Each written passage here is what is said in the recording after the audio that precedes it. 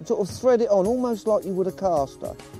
So you thread it on to partly conceal the hook, just a small bit. And the bit that you actually break off, the juices are coming out of that, and of course that will attract fish. Just as these juices are spilling out, the smell of them will attract fish. Now I've decided today to fish on the bottom. It's getting colder now. Already cupped in some bait. And I've set my float about only just over depth, about 2 inches over depth. And of course, the beauty of a pole cup is that you can cup all your bait in very, very accurately, in exactly the right position.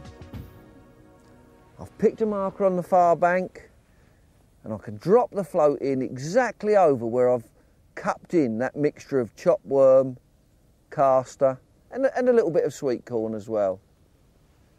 Tiny bit of ripple on the water. The wind's in an easterly direction, which isn't always the best, but I mean the sea's still fairly warm this time of year, so it's not that bad.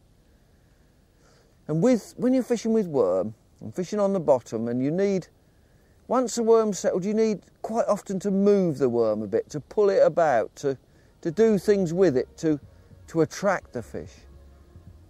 And what I do is I'll actually drag the float sometimes, pull it like that.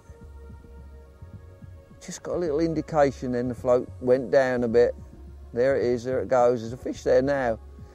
But see, the thing is, oh, there's a fish there. That's great.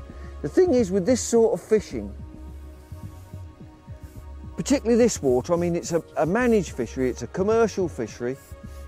Feels a bit like a bream, this. Being a commercial fishery, it's fairly hard fish, so the fish are a bit streetwise, they know what's going on, so sometimes you have to just fish a little bit cautiously. It's another bonus, a big bream. Didn't expect that, but even for that, I had that little tiny bit of worm on. Look at that for a good fish. This is a great start. Thought perhaps it might be a bit difficult today, but I'm not so sure now. Look at that, beautiful bream.